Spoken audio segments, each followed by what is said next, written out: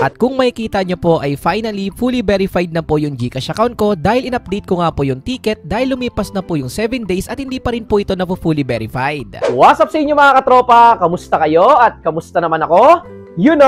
So ngayon for today's video ay magkakaroon na naman tayo ng isang simpleng tutorial na kung saan ituturo ko sa inyo ang solusyon kapag lumagpas na ng 7 days o mas matagal pa pero hindi pa rin na fully verified yung GCash account mo. May solusyon na po tayo dyan pero bago tayo magsimula, pasok, intro!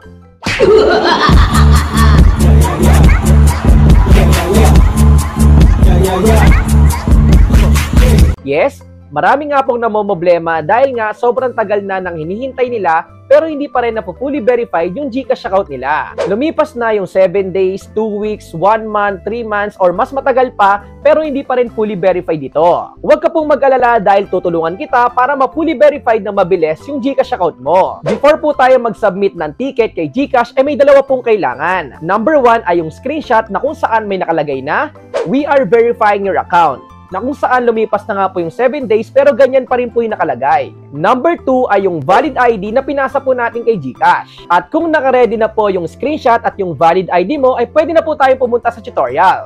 Let's go! Kung umabot na po ng 7 days, 2 weeks, or 1 month or mas matagal pa na hindi pa rin po na fully verified yung GCash account mo, may solusyon na po tayo dyan. At ngayon, simulan na po natin. Ang unang step ay i-open lang po natin yung GCash account natin sa GCash application. At dito naman po makikita po natin yung profile na nasa baba at pindutin lang po natin yan. At kung makikita nyo po ay finally fully verified na po yung GCash account ko dahil in-update ko nga po yung ticket dahil lumipas na po yung 7 days at hindi pa rin po ito na fully verified. Mas maganda po talaga na fully verified yung GCash account natin para magamit po natin lahat ng features ni GCash. At ngayon, ituturo ko po sa inyo kung ano nga ba yung kailangan yung gawin. Dito po ay scroll down lang po natin at pindutin lang po natin yung help na nasa baba. At mapupunta po tayo dito sa may GCash Help Center. Ang pinaka main concern po natin ay magsasubmit po tayo ng ticket kay GCash. Dito ay scroll down lang po natin at pindutin lang po natin yung ask for help na nasa baba. At sa pag-submit po natin ng ticket ay may sasagutan lang po tayong form na kailangan po nating kompletuhin at sagutan. Ang una po nating sasagutan ay ang paglalagay po ng ating email address. Yung email address po dito na ilalagay po natin ay yung nakakonect po natin sa GCash account natin. Ang next naman po ay ang paglalagay ng GCash registered full name.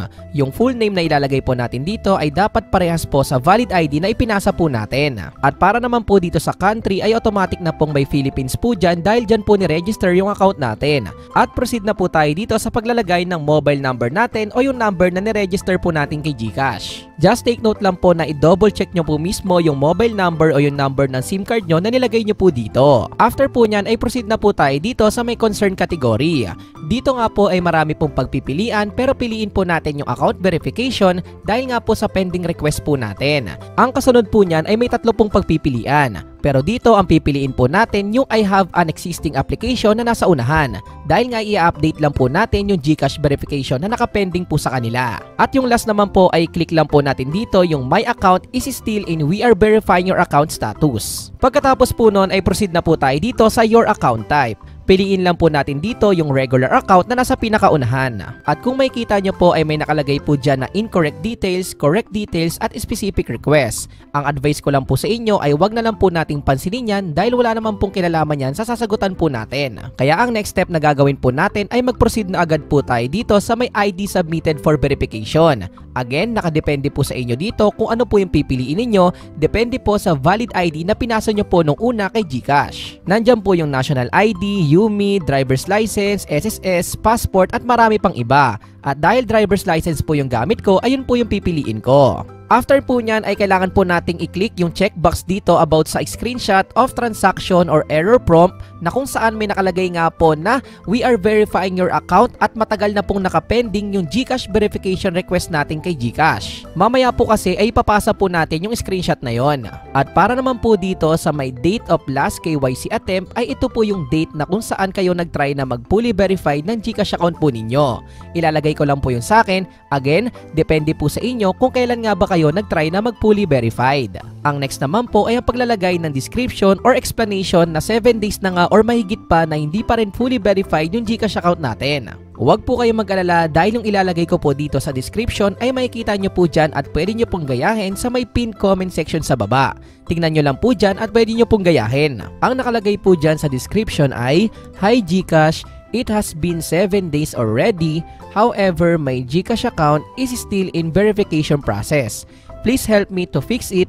Thank you." So dito nakadepende na po yung araw kung ilan na nga ba yung nakalipas na araw, weeks or buwan na hindi pa rin po na po fully verified yung GCash account nyo. Pwede nyo pong palitan yan. Again, makikita nyo po yan sa may pinned comment section sa baba. At kapag okay na po at na-type nyo na po, ay proceed na po tayo sa next step na kung saan ilalagay po natin yung screenshot at yung valid ID po natin. At dito, pindutin lang po natin yung attachments na nasa baba.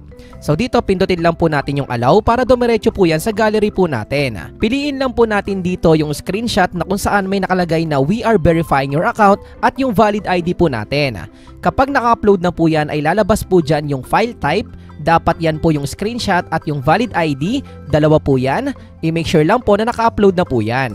Ang last step na gagawin na lang natin ay double check po natin lahat ng sinagutan po natin simula sa umpisa hanggang dito po sa dulo, at kapag okay naman po ay pindutin lang po natin yung submit na nasa baba. After po natin magpasa ng ticket kay GCash ay dadaan po muna yan sa review and approval para po sa mga pinasa po natin. I-review pa po kasi nila ulit yung valid ID na pinasa po natin sa kanila nung una at yung ticket na pinasa po natin sa kanila ngayon. Kadalasan po kaya matagal na i-process yung verification request po ninyo kay GCash ay dahil po sa valid ID. May mga nagpapasa po kasi ng mga fake na ID and also expired po. Tandaan nyo po yung mga fake at expired na ID ay hindi po tinatanggap kay GCash. Kaya ang simpleng may advice ko lang po sa inyo ay gumamit at magpasa po kayo ng valid ID na nasa pagpipilian kay GCash. Katulad po ng passport, driver's license, national ID, UMID ID, SSS at marami pa pong iba. At ayun lang po yung simpleng tutorial natin sa araw na to at sana meron ka pong bago natutunan.